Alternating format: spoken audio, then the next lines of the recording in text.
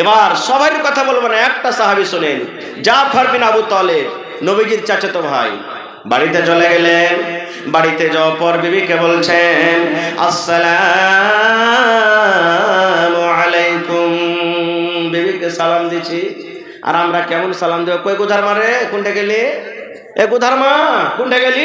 এই সালা হারামি এই সময়খানে কোনটা গেছে? এই আমাদের সালাম। বিবিকে সালাম দিবেন। পাঞ্জাব চলে গেছেন, দিল্লি চলে গেছেন, বিবিকে আসসালামু আলাইকুম দিবেন।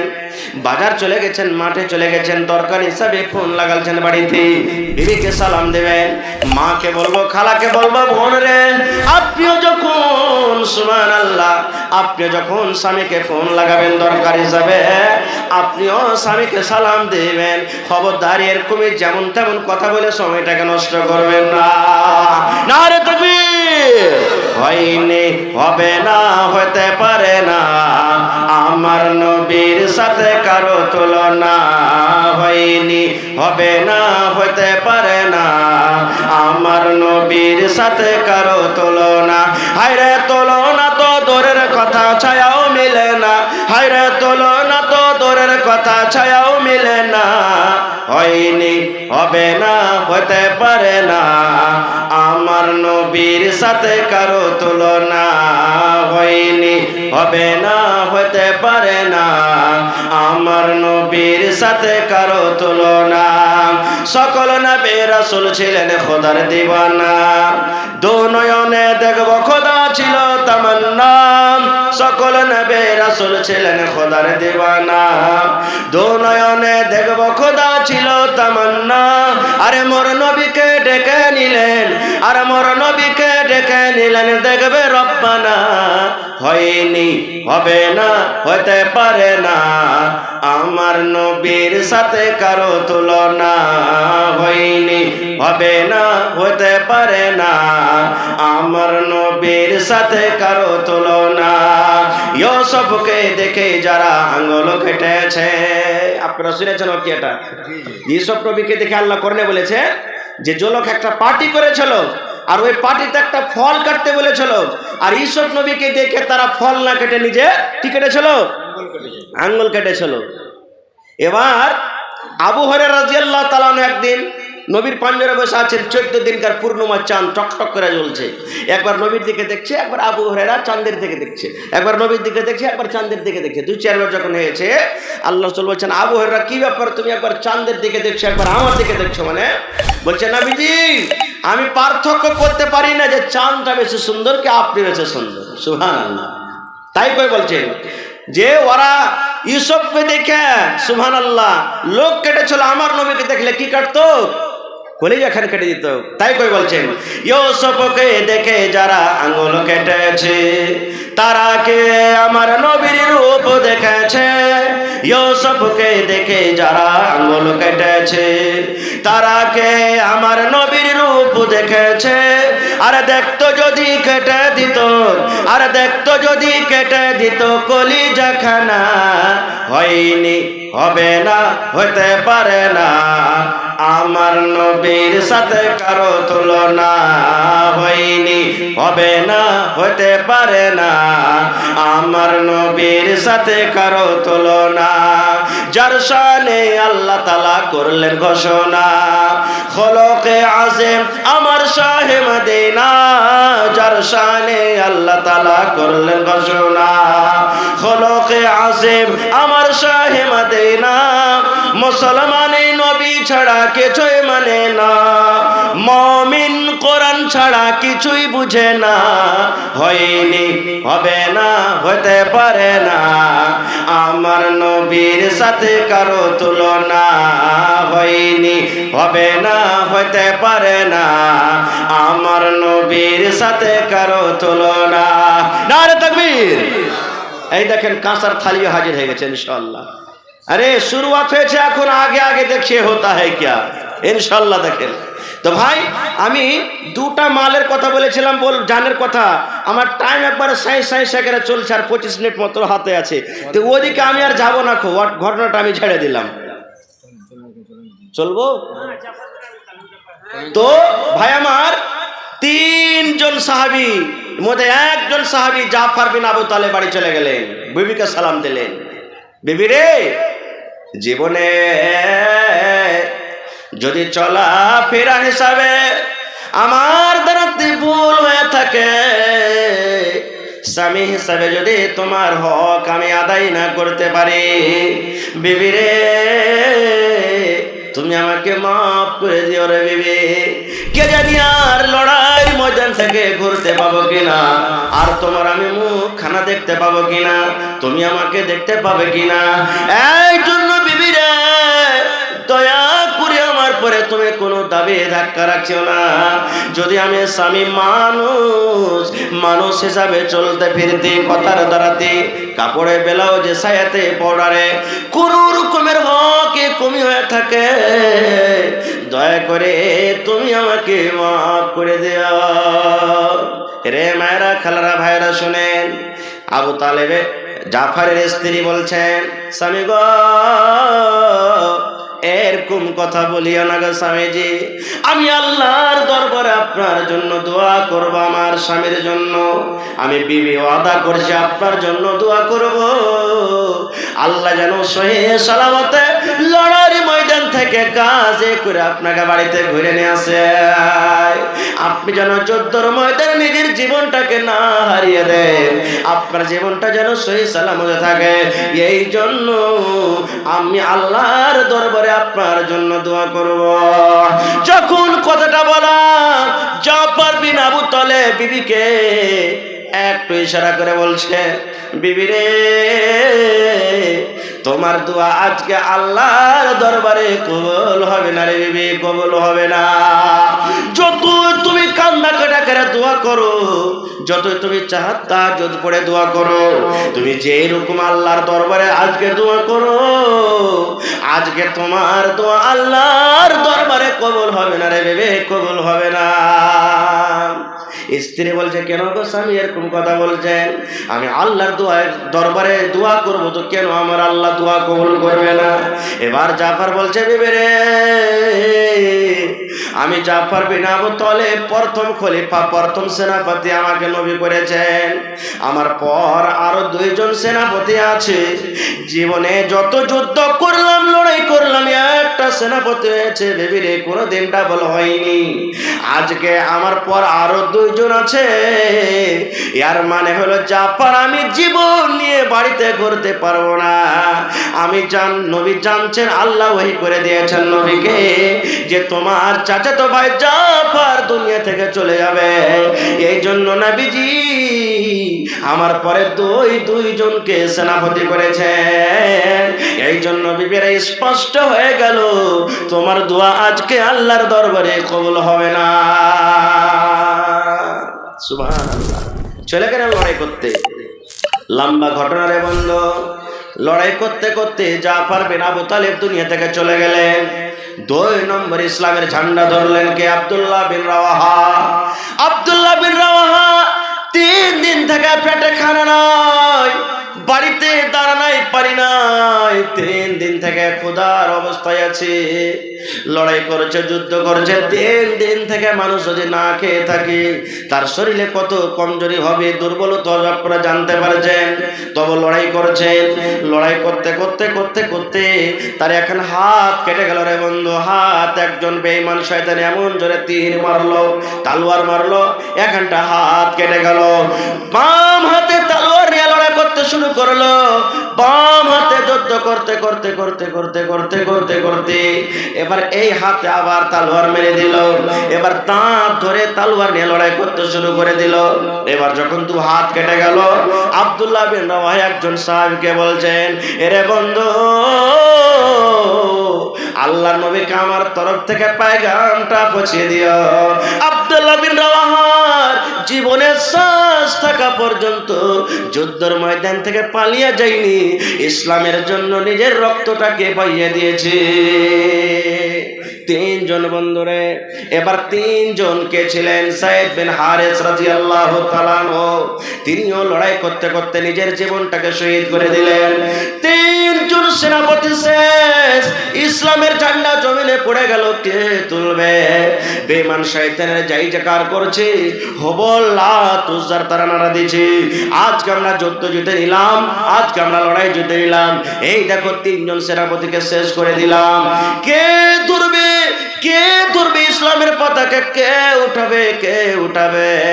এবার সাহাবীদের মধ্যে একজন সাহাবী আর ছিলেন, যার নাম হলো খালিদ রাদিয়াল্লাহু তাআলা আনহু। তাকে কিন্তু নবীজি সেনাপতি করেননি। এবার খালিদের ভিতরে ঈমানি জজবা দেখেন। এবার খালিদ বলছেন, বাবু তিনজন সেনাপতি দুনিয়া থেকে চলে গেল, রব্বুল আলামিন ইসলামের ঝান্ডা নামাতে পড়ে গেল, আজকে বেঈমান শয়তানেরা জয় জয়কার দিছে, আল্লাহ কি করব, কি করব? এবার তার কোমরে তালোয়ার ঝুলছে, বন্দুক কয়েকখান তালোয়ার ঝুলছিল জানেন?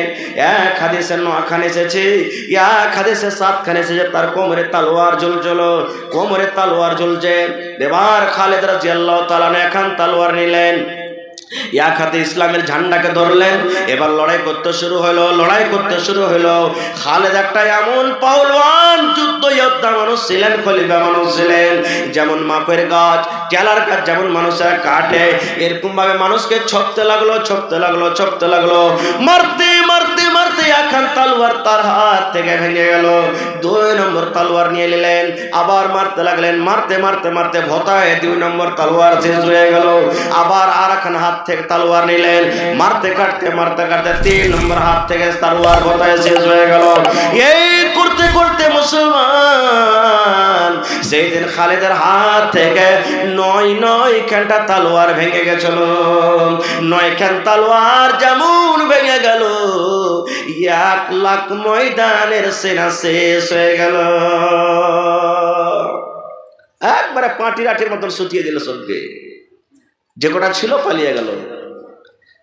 মদিনা আইলেন ঘুরে, নবীজি কাঁদছেন, চোখ দিয়ে পানি ঝরছে। নবীজি খালিদকে বলছে, খালিদ শোনো বাবা, শোনো। আল্লাহ রাসূল সাল্লাল্লাহু আলাইহি ওয়াসাল্লাম খালিদকে বলছেন, খালিদ রে, আমার চোখে যে পানিটা দেখছো বাবা, এই পানি দুঃখের পানি নয়, এটা সুখের কান্দন রে বাবা, এটা সুখের কান্দন। আর একদিক থেকে দুঃখের কান্দন, আমার প্রিয় ভাই 3 জন সাহাবী আমার শহীদ হয়ে গেছে। আর এটা সুখের কান্দন। খালিদ, আজ থেকে আর তুমি খালিদ নয়, আজ থেকে যখন তোমাকে কেউ ডাকবে, তোমার নামের পরে ওকে লাগাইতে হবে সাইফুল্লাহ, মানে খালিদ সাইফুল্লাহ। সাইফুল মানে তলোয়ার, আর আল্লাহ মানে আল্লাহ। এই খালিদ, তোমার তলোয়ার থেকে আজকে যুদ্ধের ময়দান তুমি ফাতা করেছো, জিতেছ, এই জন্য তোমার নামে আমি নবী টাইটেল দিয়ে দিলাম।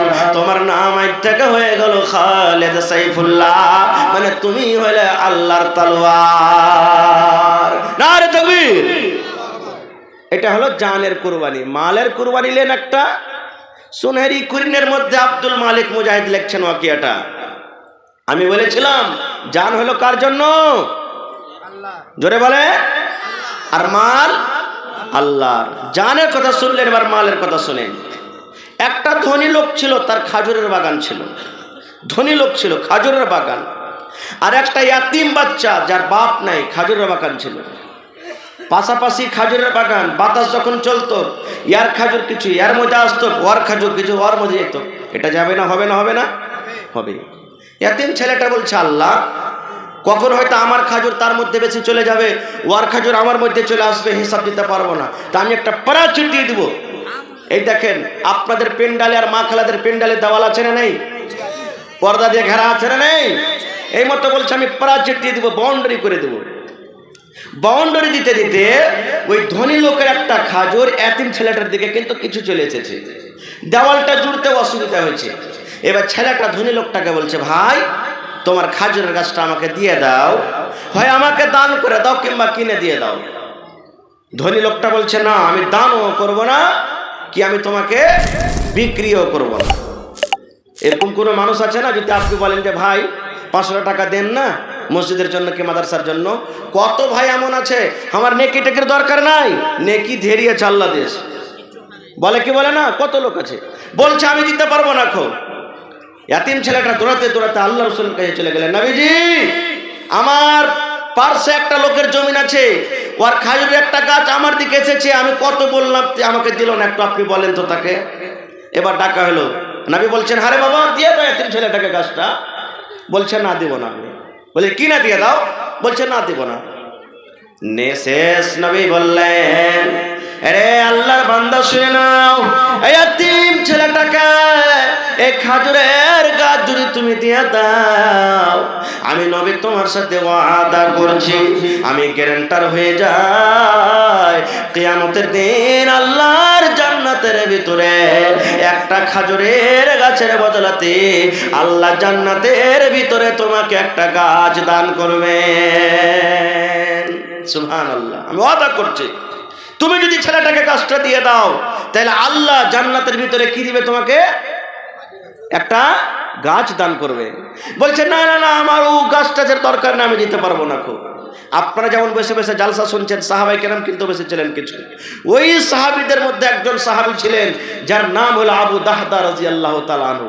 শরীরের রুয়া তার খাড়ো হয়ে গেল। কেমন খ্যাপা লোক রে, হ্যাঁ কেমন নাদান লোক যে আল্লাহর এই দুনিয়ার একটা সামান্য গাছ দান করবে আর তার বদলাতে ও জান্নাতে একটা গাছ পাবে, তাও বলছে যে আমি করবো না। এবার আবু দাহদা সাহাবী এসে নবীকে বলছেন, নবী গো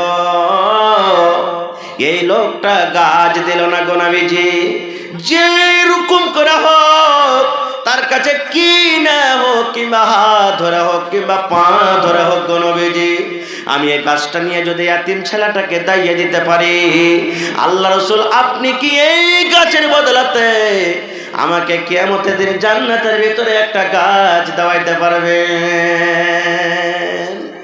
আবু দাহদা সাহেব বলছেন, নবীজি আমি যদি গাছটা কিনে ওই লোকটাকে দিয়ে দিতে পারি তো আপনি কি জান্নাতে ওই গাছটা আমাকে দিতে পারবেন, তোহফাটা দিতে পারবেন? বলছে হ্যাঁ। চলে গেলেন দৌড়াতে দৌড়াতে আবু দাহদা বাড়ি। তার একটা খাজুরের বাগান ছিল, ভালো করে শুনবেন। কতটি গাছের বাগান জানেন? 700 খাজুরের একটাই বাগান, 700 গাছ আছে বাগানটাতে, একটাই খাজুরের বাগান। ওই বাগানের ভিতরে একটা বাড়ি আছে সুন্দর, ওই বাগানের ভিতরে একটা কুয়া আছে, পানি আছে, পুকুর আছে। দৌড়াতে দৌড়াতে এবার আবু দাদা বিবিকে বলছে, বিবি রে এই বাগানের কেওলাটা কই, তুমি আমাকে দিয়ে দাও। বাক্সটা খুলে নাও, কোটিটা তাড়াতাড়ি করে খোলো, উঠলি হাড়ি কোথায় আছে তুমি খুলে ওই খাজুরের বাগানের কেওলাটা তুমি আমাকে দিয়ে দাও। বিবি তো জানে না যে কেন চাইছে। এবার কেওলা খান দেওয়া হলো। সেই কেওলা খানটা নিয়ে দৌড়াতে দৌড়াতে দৌড়াতে আল্লাহ আর নবীর সামনে চলে গেলেন। এবার যাওয়ার পর ওই আবু দাহদা সাহাবী ওই লোকটাকে বলছে, আরে আল্লাহর বান্দা তুমি একটা এক গাছ এই ইয়াতিম ছেলেটাকে দিয়ে দাও, আরে আমার 700 খাজুরের বাগানের কেওলা তুমি নিয়ে নাও, তুমি একটা গাছ দিয়ে দাও ছেলেটাকে, আর আমি আবু দাহদা 700 খাজুরের বাগানের কেওলা আজকে হাজির করে দিয়েছি, এই কেওলা তুমি নিয়ে নাও, আর তার বদলাতে মাত্র তুমি এই খাজুরের গাছটা তুমি দিয়ে দাও। এত বড় তোহফা, গিফট। লোকটা বলছে তুমি মজা করছো ভাই, তুমি মজা করছো আমার সাথে, আর একটা খাজুরের বদলাতে তুমি 700 খাজুরের গাছ আমাকে দিবে? আবু দাহদা বলছেন, আরে আল্লাহর বান্দা আমি আল্লাহর নবীর সাহাবী, মজাক করি না রে, সত্য কথা বলছে, তুমি নিয়ে নাও আমার কেওলাটা তুমি নিয়ে নাও। শুধু তা নয় রে, তা নয়, এই খাজুরের গাছ বাগান তোমাকে দিয়ে দিলাম, বাগানের ভিতরে আমার একটা খুব সুন্দর বাড়ি আছে সেটাও দিয়ে দিলাম, বাগানের ভিতরে খুব সুন্দর আমার একটা কুয়া আছে সেটাও দিয়ে দিলাম, সব তোমাকে দিয়ে দিলাম, আর দয়া করে তুমি একটা খাজুরের গাছ ছেলেটাকে দিয়ে দাও। দেওয়ালা হয়ে গেল। এবার আবু দাহদা দৌড়াতে দৌড়াতে দৌড়াতে দৌড়াতে বাড়ি চলে গেলেন। দুয়ার থেকে বিবিকে বলছে, বিবি রে তাড়াতাড়ি করে ছেলে মেয়ে কিনে তুমি বাড়ি থেকে বের হয়ে যাও। এবার স্ত্রী বলছে কেন গো স্বামী? বলছে বিবি রে, এই বাড়ি আজ থেকে আমার আর নয় রে বিবি, আর নয়। এবার স্ত্রী বলছে কেন গো স্বামী? বলছে বিবি রে, এই খাজুরের বাগান আর এই বাড়ি এবং কুয়াটাকে আমি বিক্রি করে দিয়েছি রে বিবি, বিক্রি করে দিয়েছি, এই জন্য আমার নয়। বিবি বলছে স্বামী গো, কত টাকাতে বিক্রি করেছেন গো স্বামী, দয়া করে বলেন। এবার আবু দাদা বলছেন বিবি রে, কত টাকাতে বিক্রি করতে পারিনি রে বিবি, মাত্র জান্নাতের একটা গাছের বিনিময়ে, জান্নাতের একটা গাছের বদলাতে আমি আবু দাহাদা 700 খাজুরের গাছ এবং ঘর বাড়ি যা আছে সব আমি বিক্রি করে দিয়েছি, মাত্র একটা খাজুরের গাছের জান্নাতের গাছের বিনিময়ে। বিবি একটু মুচকি মেরে বলছেন স্বামী গো, আপনি বিক্রি করে দিয়েছেন একটা জান্নাতের গাছের বিনিময়ে গো স্বামী, আমার কোনো আপত্তি নাই, কিন্তু স্বামী গো জান্নাতের গাছটা কত বড় হবে একটু দয়া করে বলেন তো, জান্নাতের গাছটা কত বড় হবে, কত লম্বা, কত চওড়া হবে?